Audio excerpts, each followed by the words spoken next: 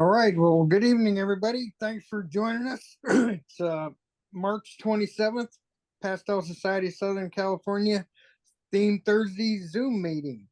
And tonight we're going to have a demo by Lerri Peterson. She's going to show us how to paint California poppies. And it's about that time of year, I think, when they're going to be starting blooming. So this will be cool. Um, Does anybody have any questions or for Lerri before she starts? Lerri, do you want to give us any kind of intro before you actually start painting? What would you like to do? Well, I'll kind of give a little intro about myself because not everybody knows what I do. I'm Larry, and for those of you who don't know, that is my real name, and I was named after my dad. So they were expecting a little Lawrence, and they got me. So, so anyway, it's been a lifelong explanation. But I had uh, started doing pastels probably 20 some odd years ago. And I started by, there was a show on PBS that I would get up and watch. And this little lady was doing animals. So, of course, she had me at animals. And I saw the pastels and thought, well, this is really cool. But I needed some place to learn about pastels. So I found the Torrance Artists Guild or Torrance Cultural Arts Center's uh, schedule, and Beverly Metcalf was teaching pastels. So I signed up for her class to learn more about pastels, and I really fell in love with them. I'd been doing watercolors and acrylics, and so, adding something else that I could do was just like me.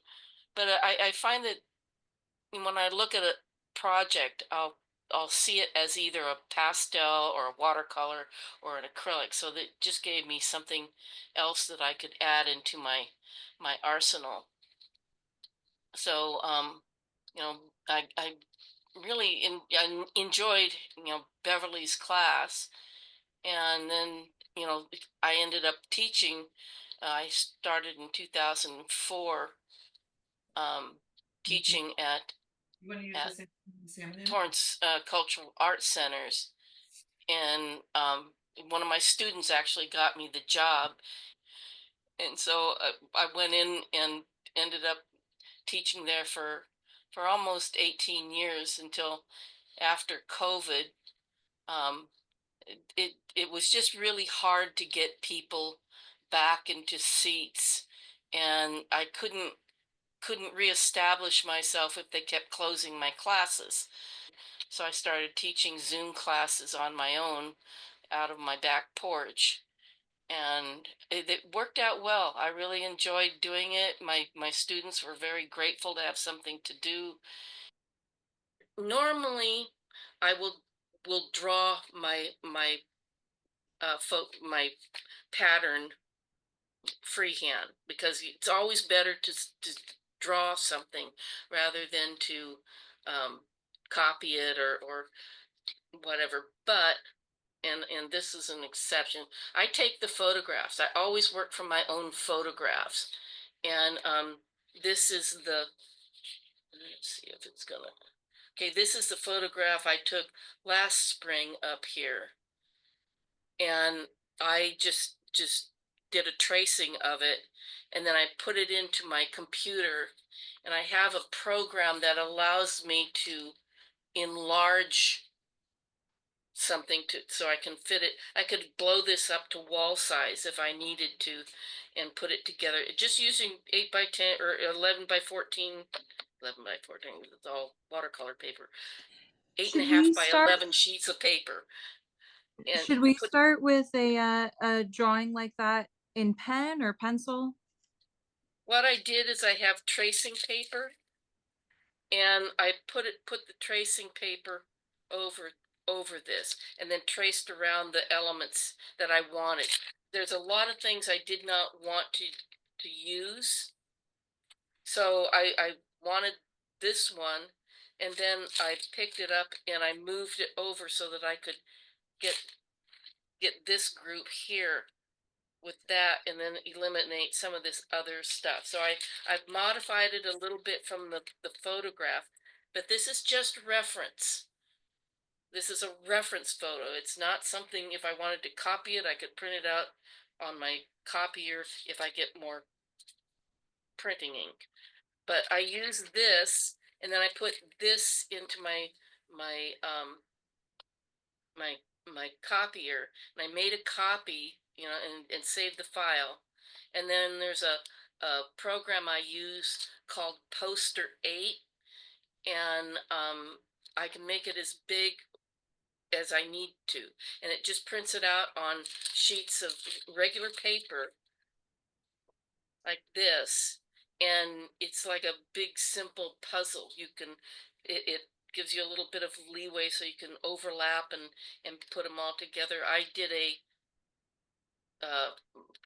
40 44 by 54 watercolor using the pattern that I made, and then blowing it up and making a giant pattern for it. So this is just slightly bigger than this. You can kind of see it there. It's just a little bit bigger. So that's what I did. And then to transfer the this onto here, and I'll explain this board in a second. What I do is I take, this is just pastel chalk, soft pastel chalk, and just go over the lines and then lay it down, get it where I want it on my paper, and then I just go over it with pencil so I can transfer those lines onto my board. Now, I make my own sanded paper or sanded board. This is a piece of mat board that I had, and I use this. I mixed a little bit of black gesso, and this is Golden's ground for pastel, and I mixed some of this in with the black and some water. I thinned it down, maybe about 1-to-1 with the water and the ground for pastel, and then I covered this. Sometimes I'll make it a little bit thinner, like maybe 2-to-1, 2 water to 1 ground, and so I may have to put on more than one coat on there, or I can use it straight. If I want something that's got a lot of texture and brush marks in it, I'll use it straight out of the jar. But are you applying it with the brush? yeah, I apply it. Oh, I thought I had it here. I apply it with one of my acrylic brushes. It's an acrylic base that they put this sand in. And so I make sure that my brush is wet before I start to use it, and then I brush it on, you know, brush the ground on, and then I can rinse out and clean my brush, and it doesn't hurt the brush as long as you don't let it dry out. Right. It's good to go. And I also, on the back of this, I will take gesso. I've got black gesso, and but white gesso would be fine. And I go over the back, otherwise it'll be curly. Put the gesso on the back and it flattens right out again. So I'm sorry, I think I missed. Are you starting with just a regular piece of mat board and then you're painting the black gesso on top? yeah, it's gesso with the ground for pastel. I don't have my. Yeah, I mix this ground with like 1-to-1 with the gesso, because this dries clear. It's slightly opaque, but it's mostly clear. So if I'm on white paper, it's going to look like white. If I were on black paper, it would look kind of grayish. But I mix some black. You can use black pigment too, you know, whatever, acrylic black, and mix that with that. And then I mix it with water just to thin it out so that it goes on smooth.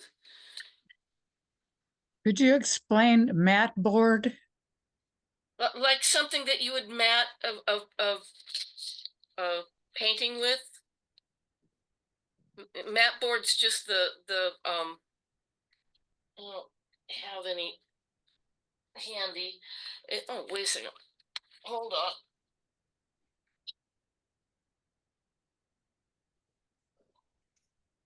You can go to Michael's and just buy a sheet of mat board of any type. Yeah. So this is mat board.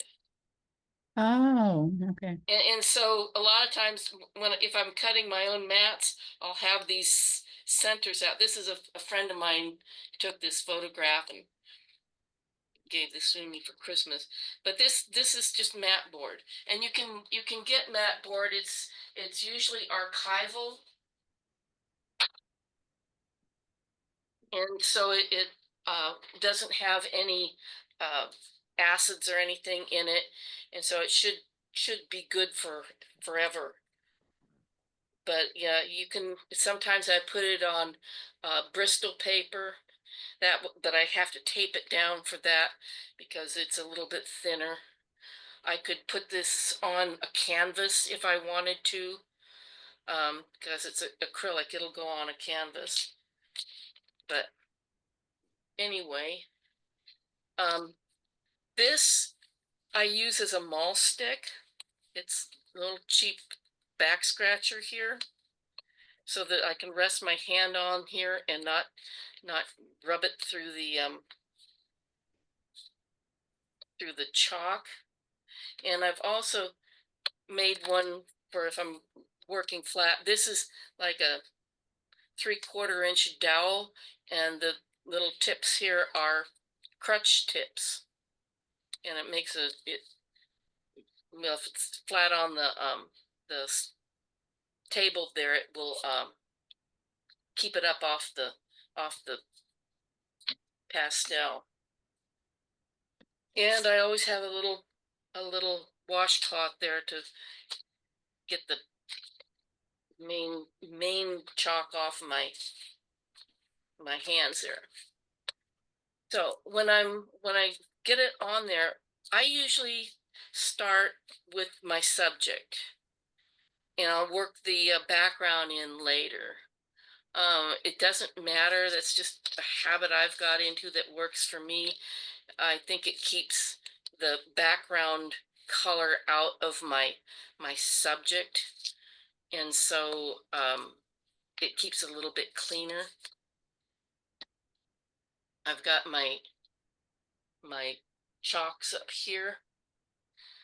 These I've already kind of pre-selected so that I don't have to find some place to put all my boxes, and it's easier that way.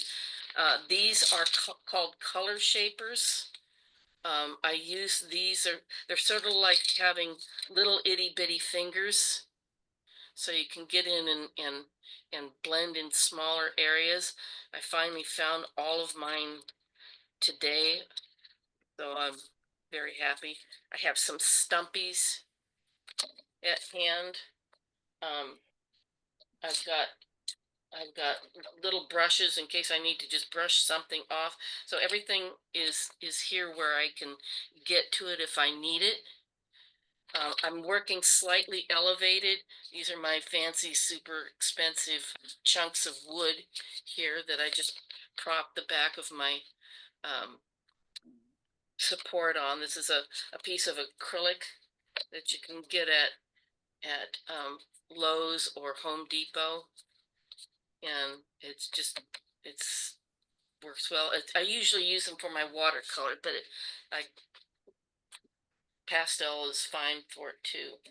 If I need something to either attach it to or work on, keep it a little flatter. So anyway, let me get started here. I'm gonna start up and work down so that I'm not dragging my arm through. Being right-handed, I'll start and work from left to right, or my left to right. Glasses, must have glasses on.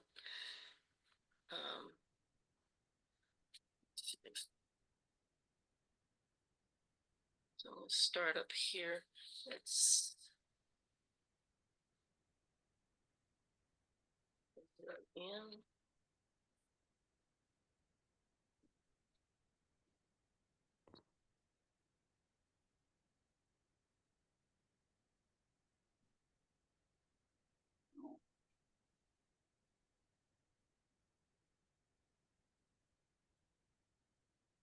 Yeah, when Beverly Metcalf passed away, you know, when she was sick and not doing well, she asked me if I would take over her class for her by that time. And so I'd been teaching pastel, you know, for her class for several years before COVID hit.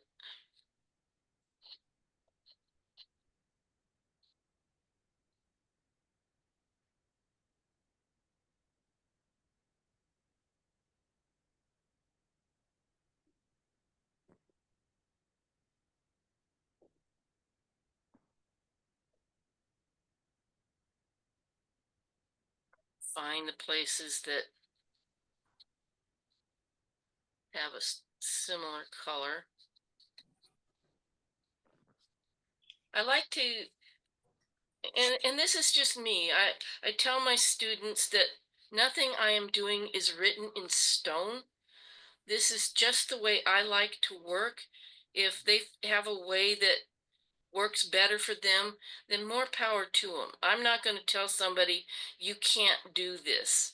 Art is, you know, I want to encourage people to do art. I don't want to think, have them think that they are limited just because of one circumstance or another. Like for many years, I used to send out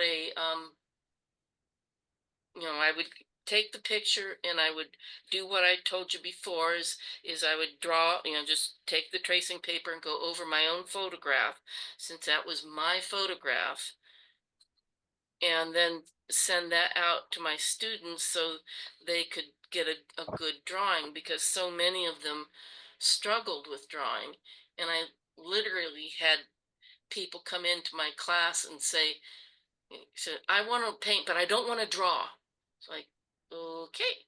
And I said, well, you'll get to a certain point, but if you want to be a better artist, you really need to learn how to draw. And then when I was seeing that most of my students were, you know, had been with me for several years, I thought, you know, these guys got to start doing some of this work.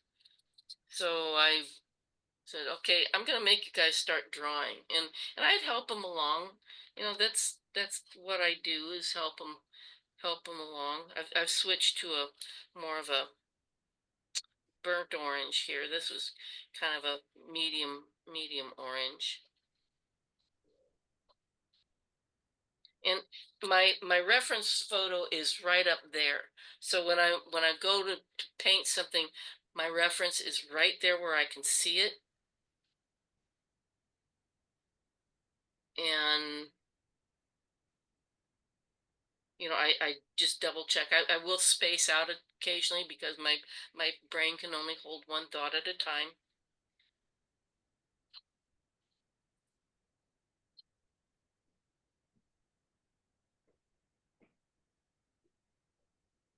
In my watercolor class, there's a woman who's been with me for a long time, and if I pause like that, she'll pick up the conversation and fill in my blanks. Let's see. I think this is a color I want.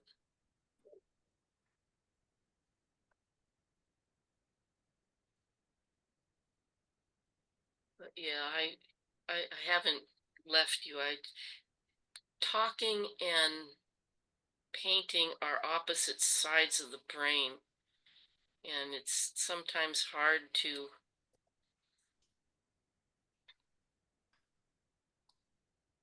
do one and not the other. It's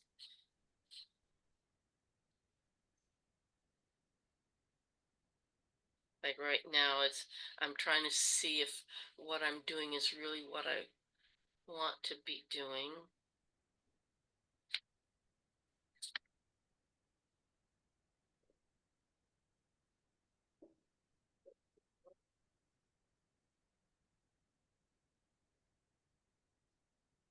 Are And you then- working with like the bright colors first and then going darker on top? Or does it matter?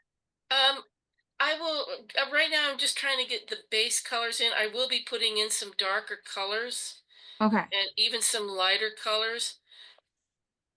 But I want to get these because these kind of blend together.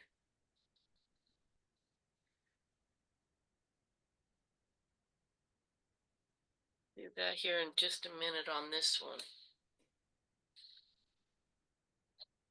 So just going, I've got a series of oranges that I have. This is kind of a red. Now, normally when I'm painting something, shadows have to have blues and purples in them. That's what makes them look like shadows. But with colors like orange and yellow, you can't really put blue into anything because then it turns it muddy. So you have to find like a red,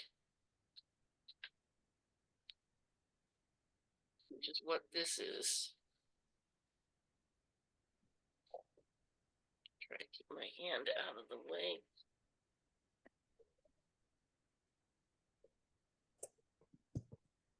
Gotta zoom in a little bit.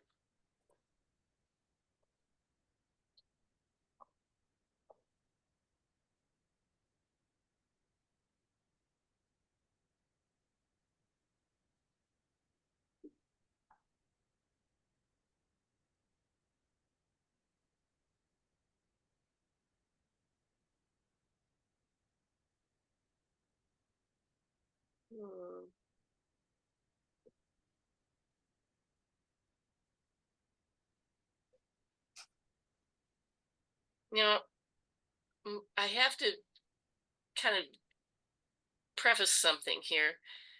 This looks like crap right now. I know it, you know it. It's like, what is she doing here? All paintings go through what I call the terminal ugly stage.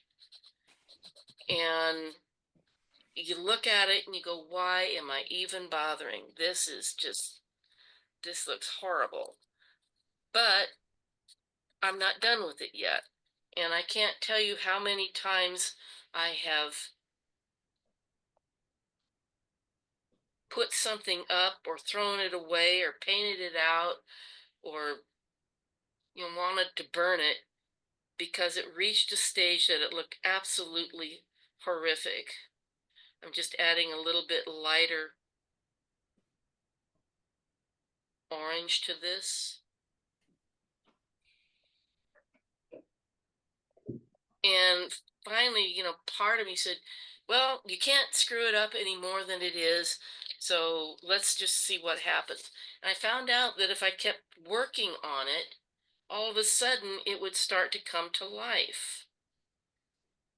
And, you start blending things, you start adding little details here and there. And the next thing you know, it's looking pretty good. So, you have to push past that stage where it just looks like it's a hopeless case.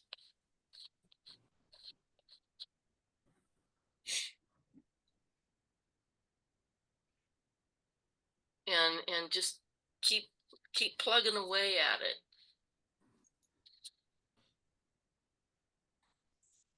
Now, I don't have any one particular brand of pastel that I use. I've got a little bit of everything. I think these are probably some of the cheapest chalks. Don't even remember the name of it, but I've got Rembrandts in there. I've got Unison. I'm terrible with names. New pastels. I think I've got some of those around. and some of them I don't even know what they are, because students will come up to me and go, well, I decided I didn't want to do pastels, so here. So I got gifted a lot of different pastels. I'm more concerned with color than I am with the pastel.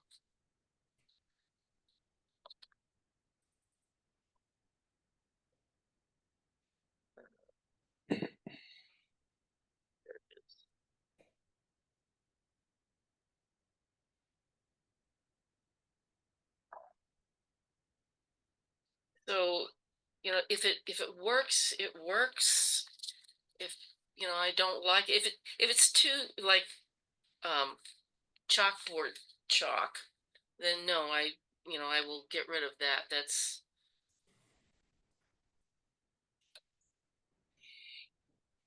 really not a good, it's kind of chunky chalk. The other problem with colors like orange and yellow is that to lighten them, and red also, to lighten them, if you put white in it, the white just kind of gives it a funky color. So to lighten them, I add yellow. So to the color here, I'm going to add some yellow.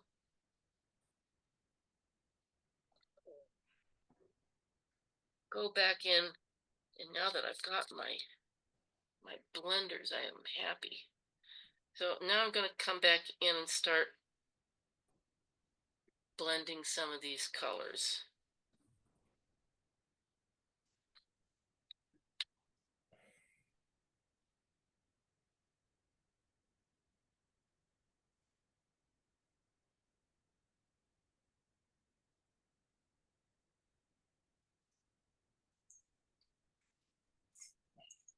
I'm not going for detail right now.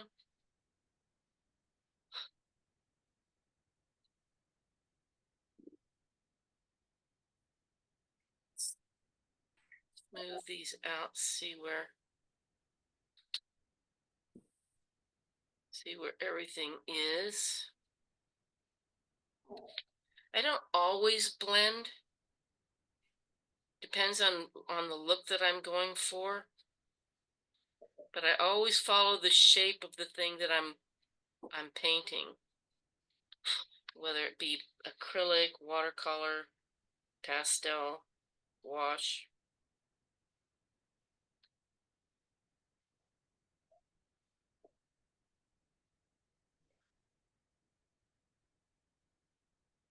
I also want to let you know that the camera sees these pigments differently than I see them. Right now you are seeing some absolutely brilliant yellows, and that's not yellow. These colors here are not yellow. They're kind of a light orange color. And I don't know what causes that, and it frustrates me. It did it with my other camera that I was using too. I think it's the pigments are reflecting back to the camera differently, and the camera sees those pigments different from the human eye.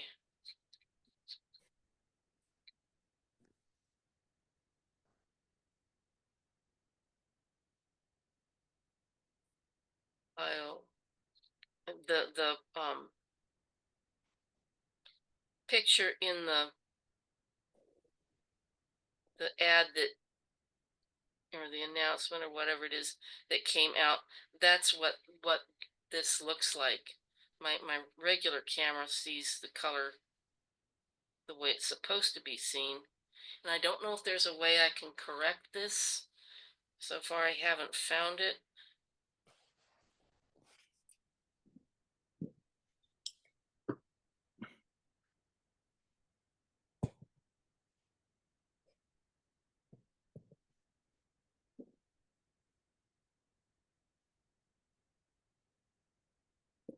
in the in the old film days, it was usually ultraviolet light that screwed up colors, but Yeah, it's different now, digital. yeah, yeah. I think it's just has to do with the way the pigments reflect their light. That's the best as I can figure, because it doesn't happen with all the colors, but I'm finding that with these oranges that they're reflecting back yellow, and they're not yellow. Yeah. So it has to be something in the way the wavelength comes off of these colors, Yeah. and it's just let's see, bring this.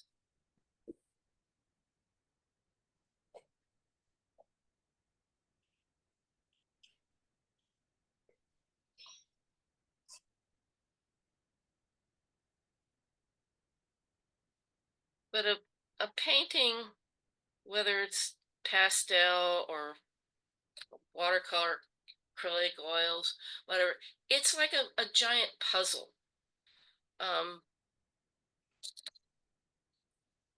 It if all of these shapes, all the shadows have shapes, all the light areas have shapes, the middle tones have a shape, and if you can get all of those shapes correct, now that's actually supposed to be yellow.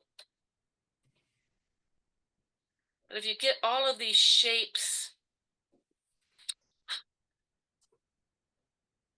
to fit, then you should have a halfway decent painting. It's if you've ever heard of drawing on the right side of the brain, she just tells you to think about the shape you're painting, or drawing or whatever.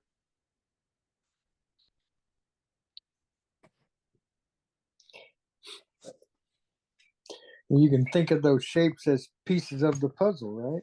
Yeah, they're just like puzzle shapes. You've got to put them in, and you've got to see if they fit, and work from there.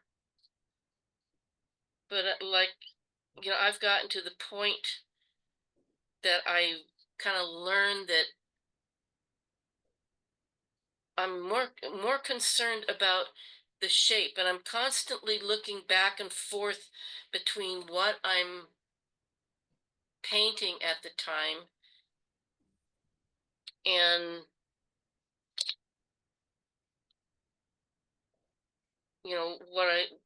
what is on my reference photo. Or if I'm out doing plein air, I'm looking at my the area that I'm supposed to be painting, and seeing if that actually is what I need to be doing. And there have been times when I'm going, where did that come from? It's just like, where do you find that in either place? Sometimes even you'll be painting like a tree, and all of a sudden you realize it's in the wrong spot. How'd that happen? Yeah, that's what I was doing with the subject that we had in this last class that I did. It was out of Red Rock, out in outside of Las Vegas, and I've got my drawing there, and then I'm trying to paint it, and I'm going, where'd that come from? I put in an extra butte and Yeah. had to fake it, but my students tell me, well, it doesn't look like this, or I did this wrong, or something. I said, don't tell anybody, and I won't tell them. They won't know. Right. Just you're your own worst critic when it comes to this. You have to trust that, if somebody comes up and goes, oh, I really like your painting, don't start pointing out all the things that went wrong with it. It's just accept it, say thank you very much, I appreciate that, and just don't tell them. They don't That's a know. that's a great piece of advice right there. You're absolutely Yeah. right. Because I know for a fact, because I did it to myself when I was learning how to do these things, is that I would just start that stupid little voice that's in your head that starts yakking at you, and it's going, what makes you think you can do this? And just, it would just be screaming in my head. And finally, the part of me that needs to be an artist, it said, shut up. And then, I'm having this weird conversation going on in my head. And it was like a really, like one of those epiphany type moments where I finally just told that voice to shut up and to go away and leave me alone. And more or less I can do that now. But we all go through that. We all have those times where we, especially when adults are picking up something, I think because they have um been, had a lifetime of looking at art and seeing art and things, that they want, they think they should be able to paint like an adult. And when they first start trying, they're actually, kind of painting like a child. It's frustrating. Yeah. And so you have to cut yourself some slack. If you've never done this before, if you've never, painted before in anything or drawn or anything like that, you have to cut yourself some slack and accept the fact that you're going to make, they're not really mistakes, but you're learning. If you can, I tell my students, I say, you haven't done this before, so you're not actually painting, you're thinking. Because you have to think, okay, what color am I going to use? Oh, is that the right color? Do I blend it? And all of these things are going on. If you can just pick up a chalk and just go ahead and paint. That's not the right color. Then you're painting. When you just automatically reach for something, and a brush or the color of your chalk or whatever, and can just start working on it, then you're actually painting. But anything else, no, you're not painting, you're thinking. And every once in a while in class I would hear someone go, aha, because it finally kind of gave up, and then things started making sense to them. I know you're not supposed to blow chalk, but I do it anyway.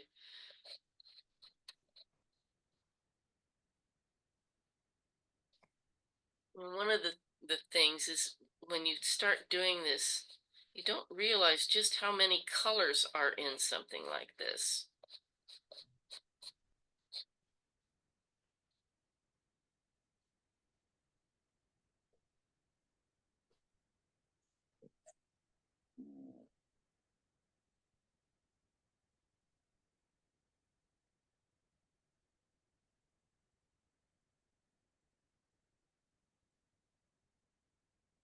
Looking to see where I need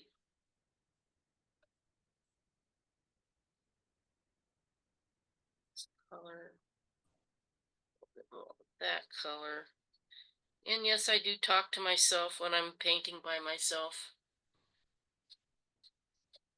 I try not to yell at myself too much.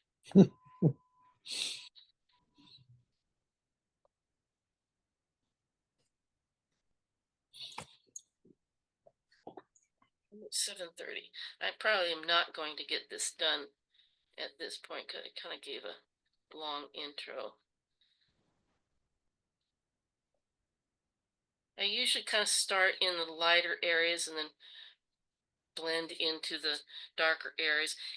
And when I want to go back to a lighter area, I go over to that wet cloth that I have there and kind of wipe it off. Those color shapers have a soft, like silicon tip, Yeah. right? And they're Yeah, flexible. they come in different hardnesses. I Yeah. like the soft ones because they're more like a little finger Mhm. than the hard ones are.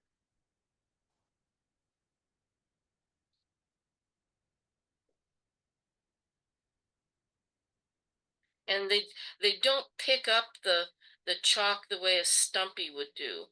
Those paper stumps tend to scrape off Yeah.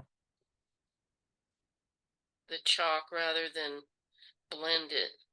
Yeah. Or The pastel adheres to the cotton stumpy thing. yeah, It sticks to it. This thing just kind of pushes it around. yeah, they're called color shapers because you can Mhm. just use them and to push the color around. And a lot of times I will come in and use my fingers. This is kind of small area, but I will come in and use my fingers in larger areas because get it done.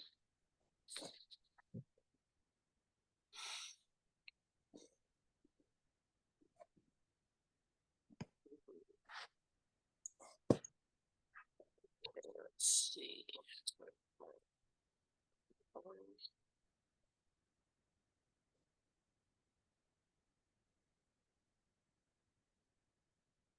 But I always try to be positive with when I do a critique and to be helpful rather than harmful.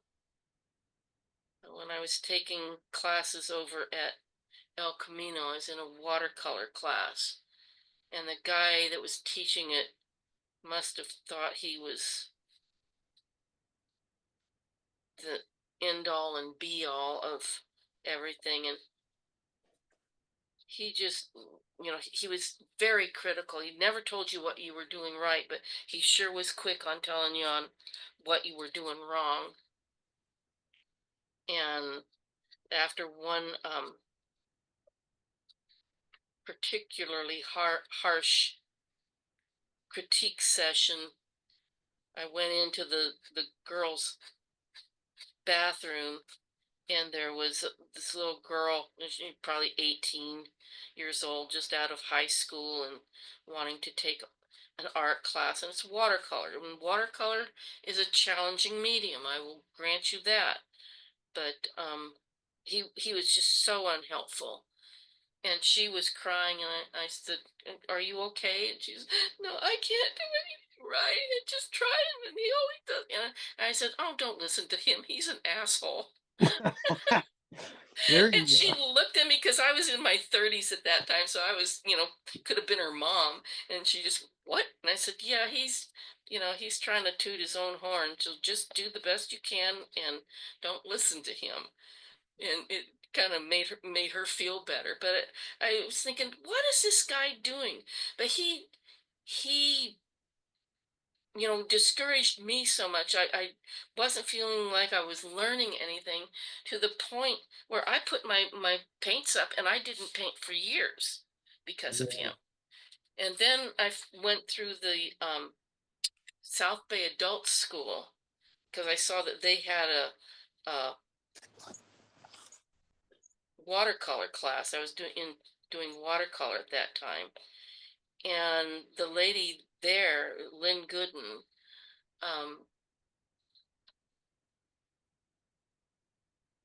she was so different from this guy. Um,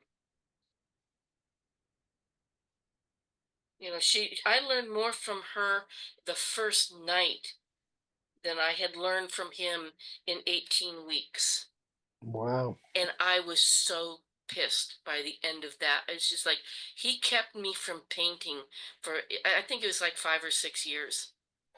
Man, And that's the worst kind of teacher, man. Wow. yeah, and I'm still mad at him because I know that, here he was doing this with other students, and why was he doing, why did he feel that he could, you know just get away with that and crush people's spirits like that? It just really made me mad. So that's why, and when I got into Lynn's class, she would do a critique at the end of, oh, is this the one I want? Nope. She would do a critique at the end of class, and there was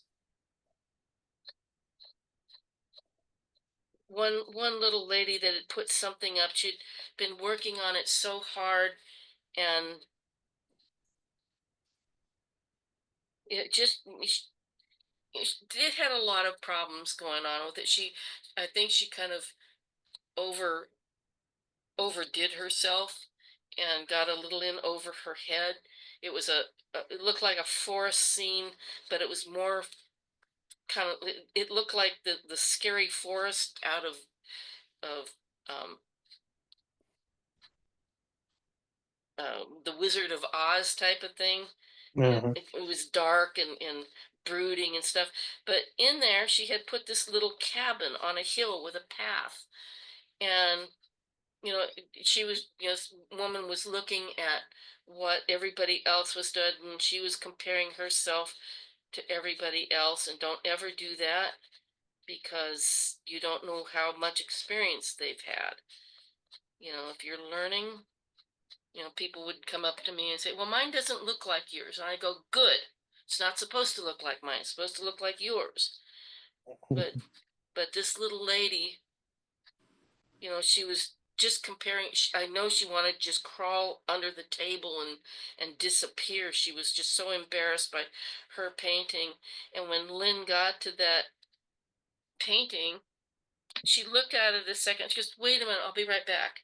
And she went to her stuff, and she found this little mat that she had with her, and she took and she placed that little mat right over the little cabin, and all of a sudden this thing came alive. And it was just so cute and perfect. It wasn't that the painting was bad, it was just that she had too much stuff that she didn't need in it. Right. And she looked at that and she says, now look at what a nice little painting this is. And the woman's going, did I do that? Because I was standing right next to her, and I said, yeah, that's really a nice painting. And she just felt so good about herself when she left that day. Awesome. That's the type of teacher that you want when you're a beginners, somebody that will encourage you. And so when I started teaching, that's how I wanted to be. I wanted to be like Lynn. Yeah. And so I may not always succeed, but I do try. Let's see, that goes like this.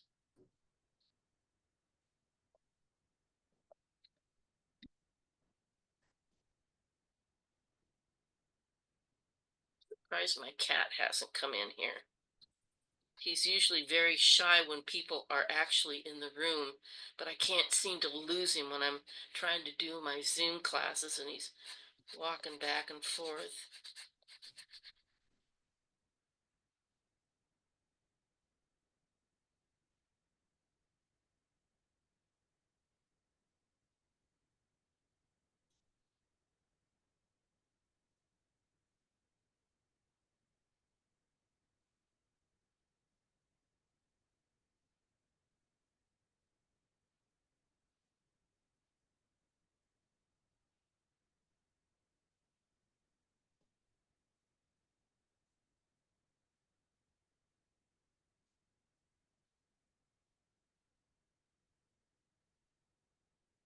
We're gonna see where things are. Hopefully I can get all of these kind of based in here.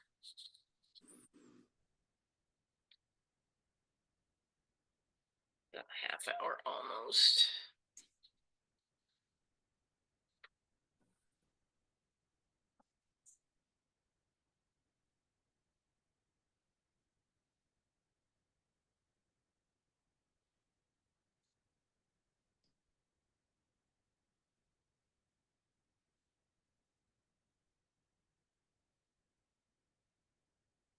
With something like this demo or my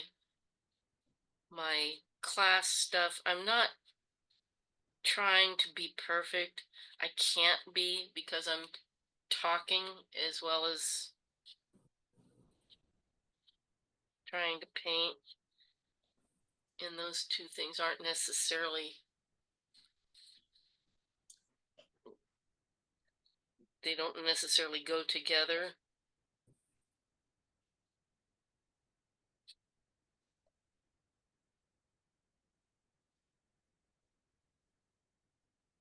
Sure, where you can see me.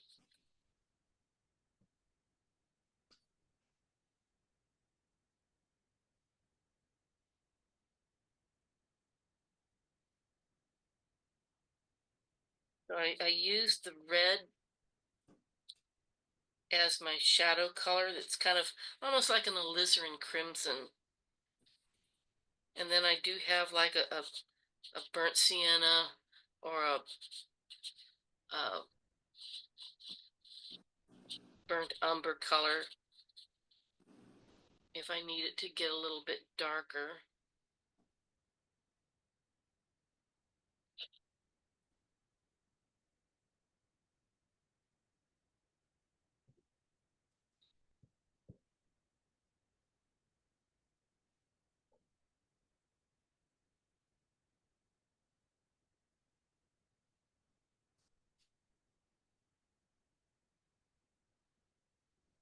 Now, I learned as much from my students as I think that they learned from me.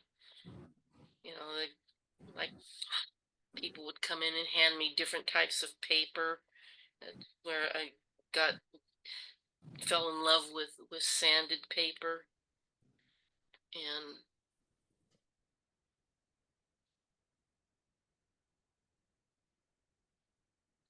different types of chalk, different techniques. I always encourage my students to take workshops or other classes, especially taking any drawing classes that they can get into.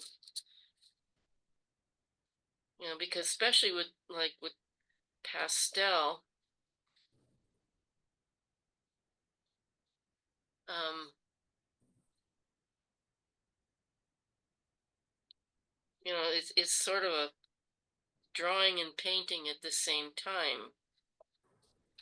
And so you need to be able to draw and to see those shapes and those patterns.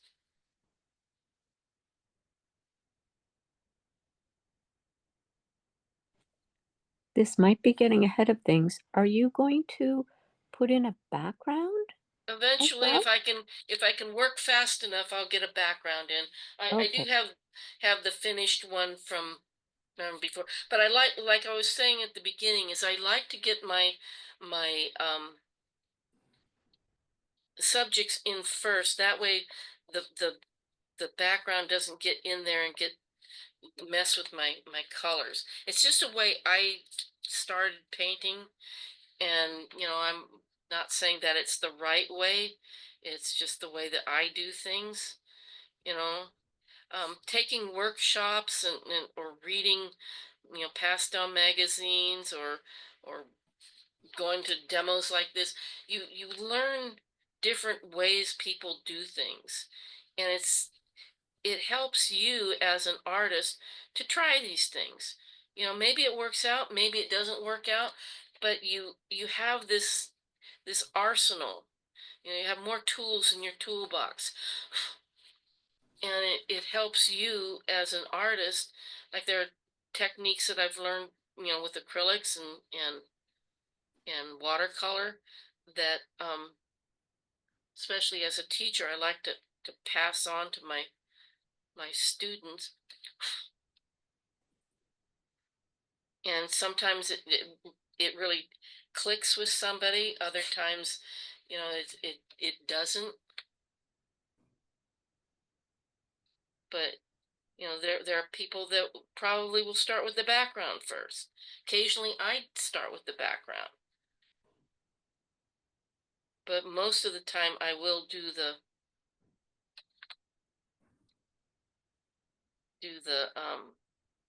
subject first, and I won't. You know, once I get this based in, like after I do this and get the stems in, then I will put my background in. And after my background is in, then I'll come back in and do some of the detail work.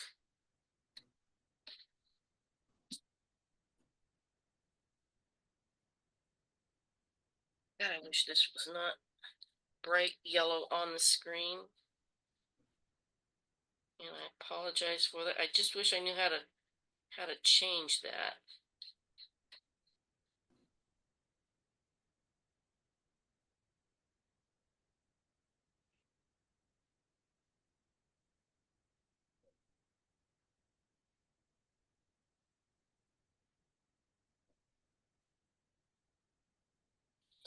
It could be the camera you're using, but who knows? You know. Yeah, well, this is a totally different camera from what I had been using before I moved, because this one stays on. Had a camcorder down there, and about every 30 seconds it would shut off right when I was getting into something. But this was called a vlogging camera, and it stays on so that you can vlog, which I guess is what I'm doing right now.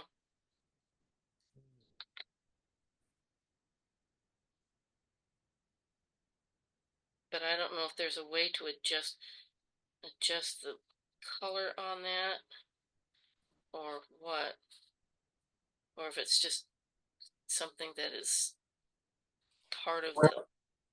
If there was a way to adjust just the yellow channel, then you might be able to. But if you whatever adjustment you make to the camera is going to affect all the other colors too, probably. Yeah, that's what I'm afraid of, and then I'll never get it back. Yeah. So it's one of those scary ones. I think I'll play with it after my my classes are over.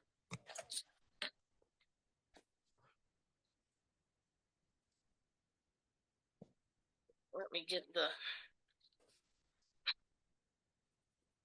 Oh, let's see. Let me put some dark in here.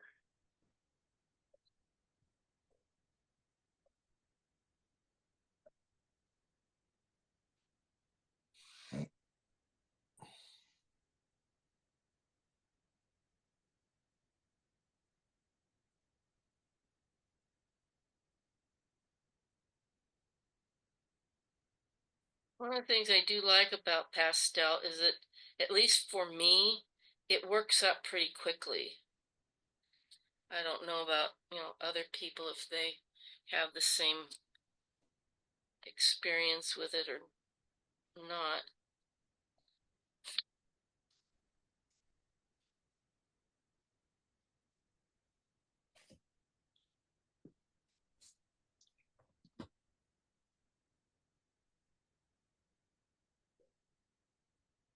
But for me, I usually finish the pastel before I finish anything else.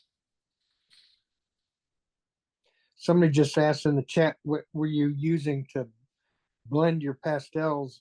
And you can go over that again if you want. Yeah, this is called a color shaper. They come in different sizes, different shapes. Here's one that's got like a flat edge to it. Here's one that's got a chisel edge to it. You can use them in pastel. You can use them in oils. Anything that you know you can push around. And they're very soft and pliable. Yeah, they're very soft, and there are hard ones. There are some that are really stiff, so I guess it depends on either the medium you're using or the effect you're going for. But I somebody gave me some of these, and I going, well, what in the heck am I going to use this for? I'd never seen anything like that, and so I was doing pastels, and I'm thinking, God, my fingers are like elephant feet trying to get into some of these areas. I wish I had a smaller, and then my brain goes, you've got those color shaper thingies. Let's try those. And that's when I fell in love with them. Yeah. Because I can work in littler areas to blend. Okay, let me try to finish getting these stems on. Zoom out a little bit so you can see.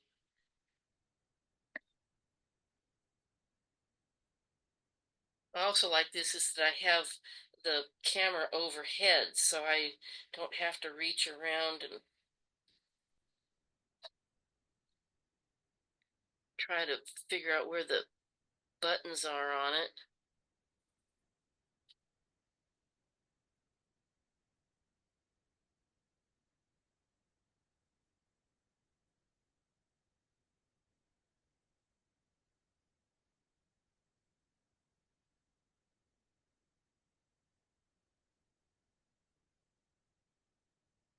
Now, a lot of times with pastel, I will work from my middle tones to my light and my dark like I would with my acrylics or oils. So, I'll come in here hopefully before we have to end.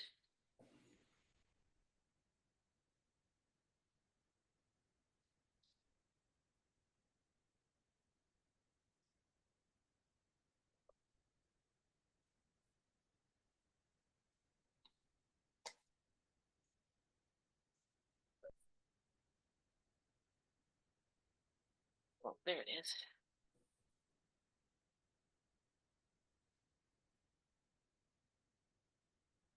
But that way, when I get to that point, they're very quick. They're just little subtle changes on there.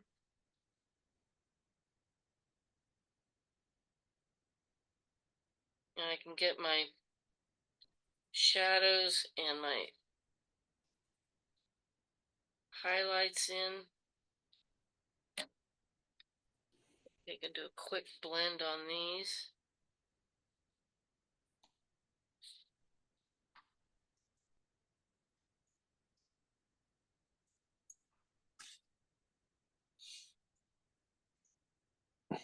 Now, I'm going to come in here in just a second, and I'm going to start my background.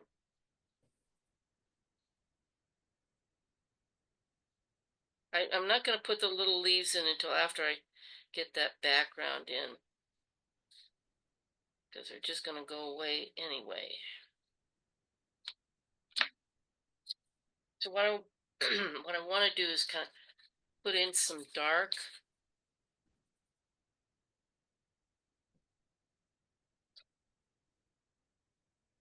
Even though this was a black mostly background, kind of cutting into some of those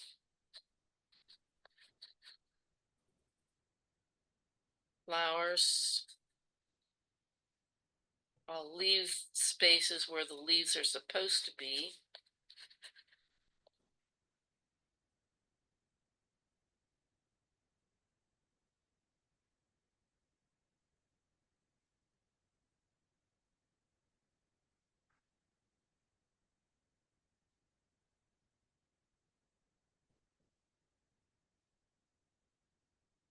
Hard to see, but I've got this really deep forest green color here. And I'm not going to take it all the way out to the outside edges because I can,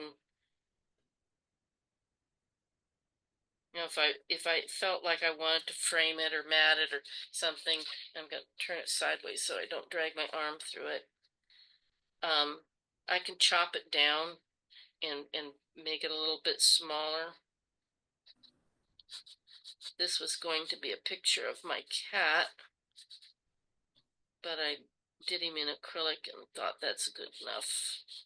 Need to do one of him as an older cat because this, but there's some lines in here that you might see that I just dusted it off.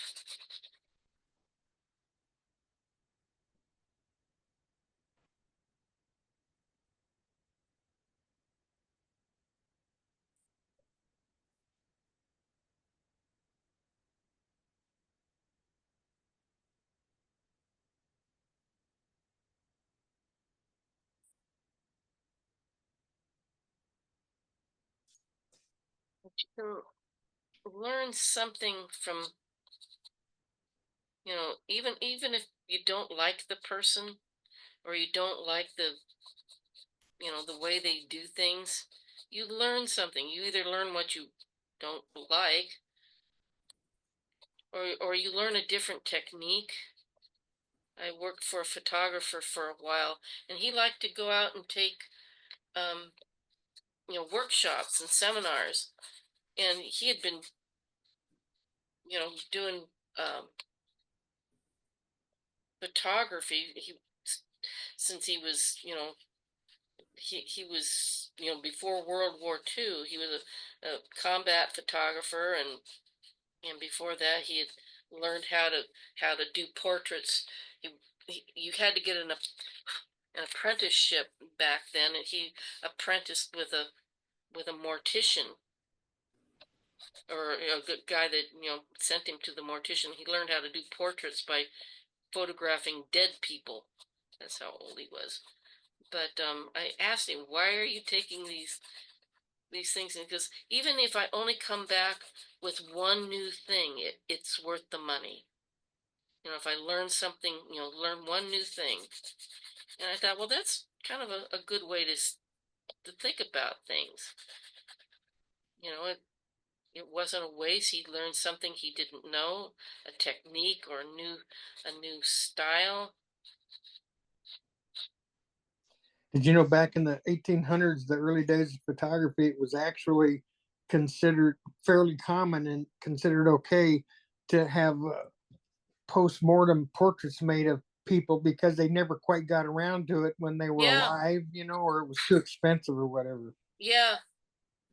Yeah, and there I've seen some of the photographs where they've propped up like dead children. Oh, yeah. Yeah, and Yeah. they're sitting there, and their siblings are around them going, "Can't you hurry up?" No, it takes a 2-minute exposure. You Yeah, can't move. that's right. But yeah, so but he was a good portrait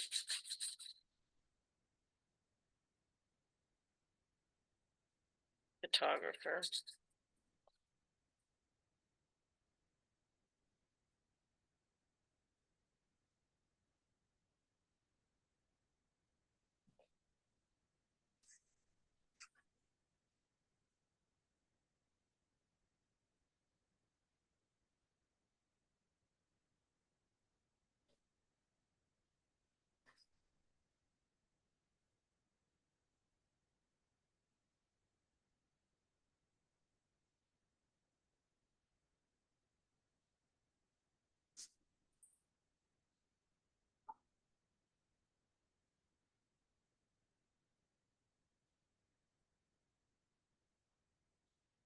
I'm gonna put some other colors in this. This is just kind of my base color, my shadows in the grass.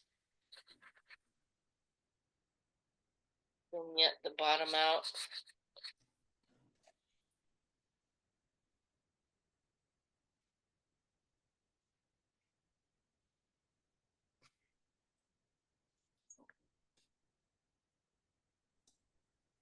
will you post the finished one on your Instagram when you're all done? Yeah, I'll post it on my Instagram. I do have Instagram, and I'm sure that the Pastel Society can do that. I'll send them a picture of this too if they want to post it on there.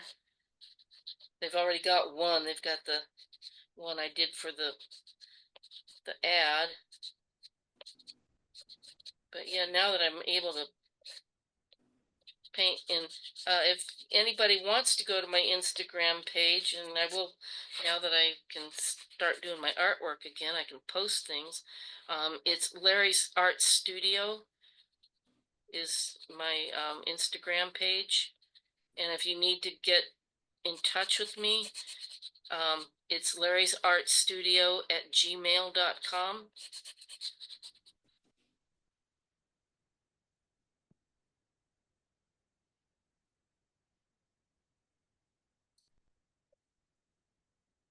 That now I'm gonna take, and because this is grass and stuff, I'm just gonna suggest some grass in here.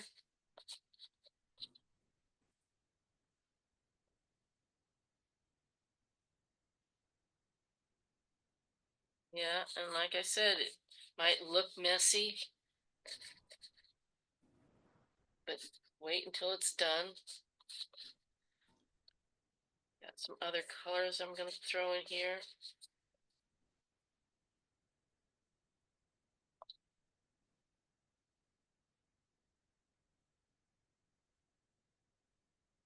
Oops. It's gonna take me maybe about 5 minutes more if you want to hang around. If you have to go, I understand. Sure, no problem. Keep going.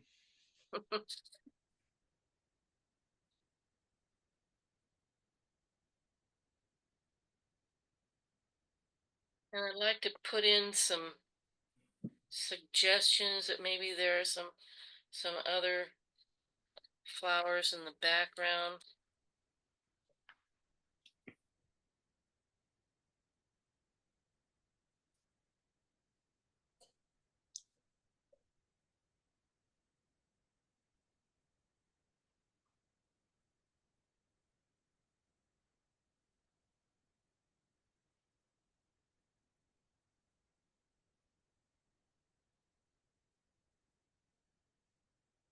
This lightning blend, this is where I get my fingers involved.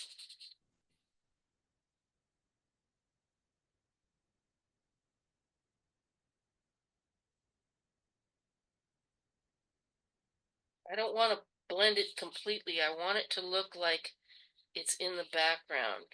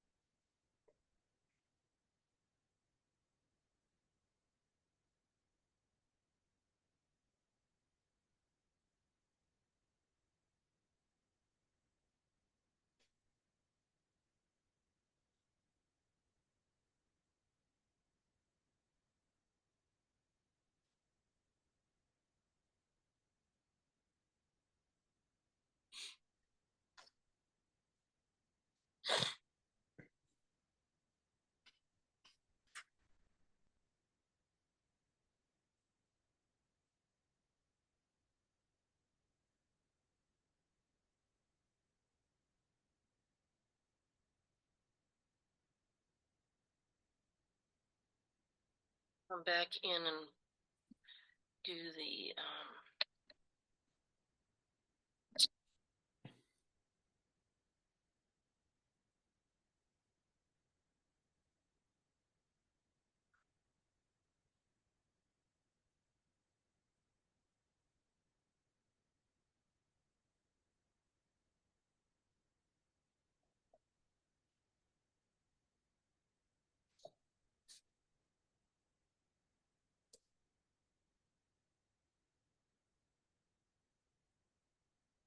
my dog's under the table snoring away.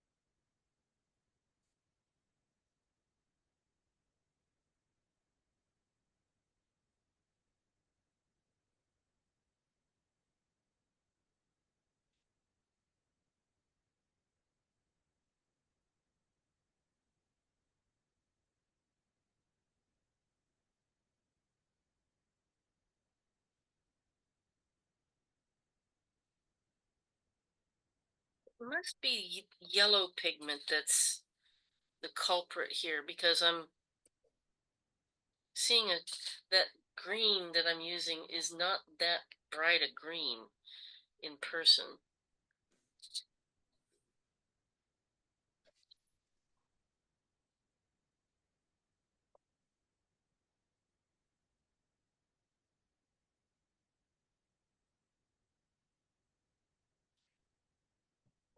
At this stage of the game, I may do just a little bit of blending, but not much. I like to leave it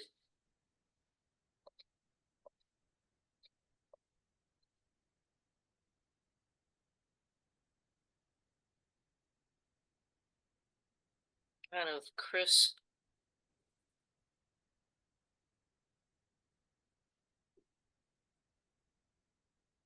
And I especially working on a sanded surface. I don't use any fixative or anything else. I learned my lesson with fixative when I had done something and had thought I was doing really great, and then when I went to put the fixative on it to think I was done, when I sprayed it, everything disappeared. And at that point I said, I will never use that stuff again.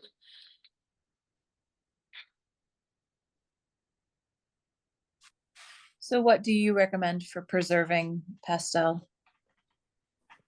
Just putting some paper over it until you can get it framed. Ah, that makes sense. Under glass, Yeah, museum glass. you put it under glass, and it's good. Although there is a little bit of you'll lose a little bit to gravity and static electricity, but there's no guarantees even with the fixative. It might make it stick a little bit more, but if you set it down and your cat walks by and rubs against it, it's gone. Yeah. It's fixative is kind of a band-aid, I think. It isn't really a Most good quality museum glass is anti-static, and yeah. you frame it with the spacer that keeps it about an eighth of an inch away from the glass. Yeah, yeah. You find a framer that knows how to frame pastels, and they will put in they'll cut the mat the way it's supposed to be, and they will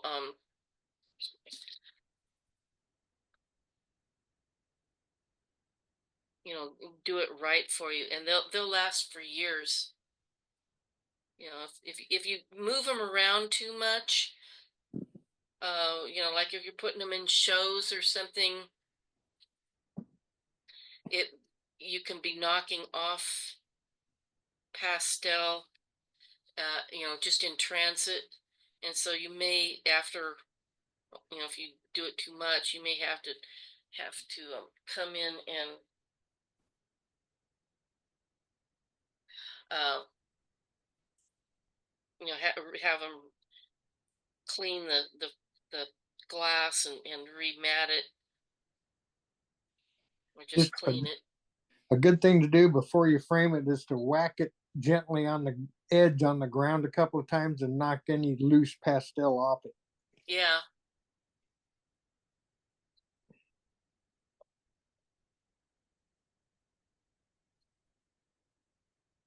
Right now I've got my back scratcher out to kind of get my arm up off of my pastel.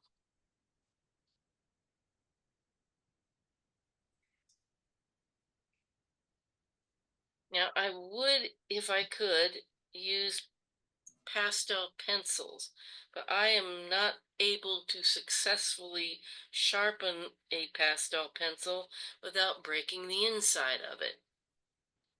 And so then I go to use it and the whole thing falls apart. Hmm. So I would like to do this with a pastel pencil, get a little more detail on it.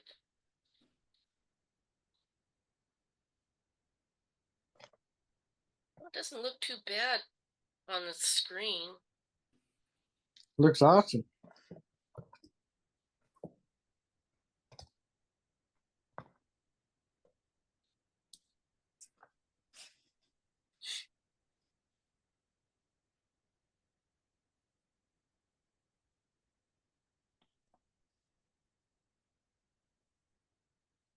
I think I'm gonna call that good for now. Oh, I missed a little.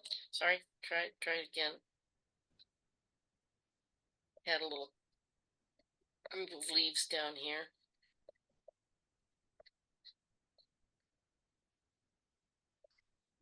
Okay, now I'll call it good. Cool. I'm gonna take you off a spotlight and well, try that again. Well, Oh, there. Huh. I hope that I was entertaining enough. I think you did a great job. I think everybody's enthralled, and I think the reason you haven't been hearing about it is because everybody's on mute like they're supposed to be. But you know, if you guys want to unmute now, you feel free to do so.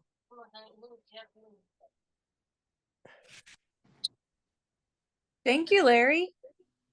You're welcome. Like I said, if you want to get in touch with me, it's Larry's Art Studio at gmail.com, and it's Lerri. Thank you all for coming, and Thank you. it was fun. We It's really good to see enjoyed you. it. Larry. Huh? Thank you. This has been great. Okay. Thank Good. you. Thank you. I Thank didn't you. want. Oh, Thanks, fine. Larry. You I've did got a to- great job. All righty. Unless anybody has any questions, I'm gonna go ahead and end the meeting. Does anybody have anything they want to ask her? Oh, my question was, do you normally like to frame all your things under glass with a beveled mat, or what is your preference on how you present your work? When I do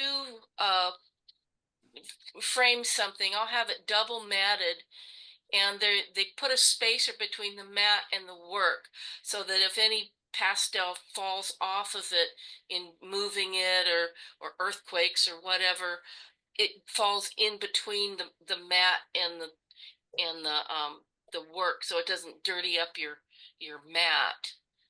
But usually what I do, and because I don't always put things in frames, is I take a piece of tracing paper, which is more or less an archival type of paper, and put it over that, and tape it, and then carefully lay it flat. If I do have it framed, I will check it, see if I need to do any touch up on it. The paper is called glassine. That you, Yeah, yeah. a glassine type paper.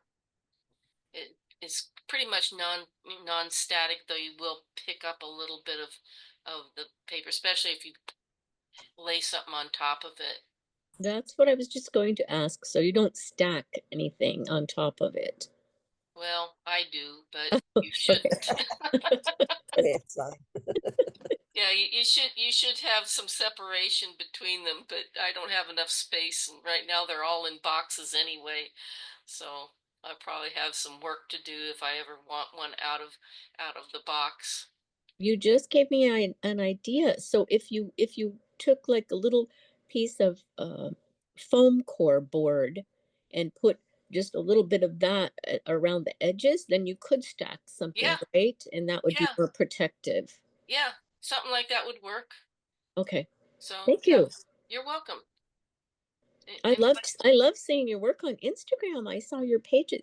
Oh, You have so many different medias that you're very talented with all of them. either that or I'm schizophrenic. I don't know.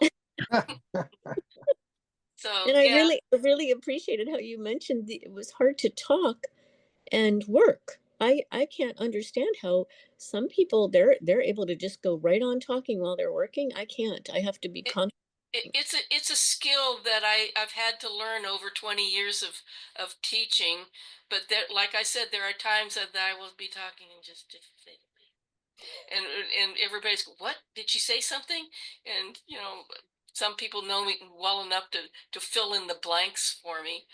So, but yeah, my art brain will take over and shut the talking brain up, and I just kind of fade out into nothingness and get involved in it. So anyway, this was fun. I appreciate it, and it was good seeing my niece-in-law.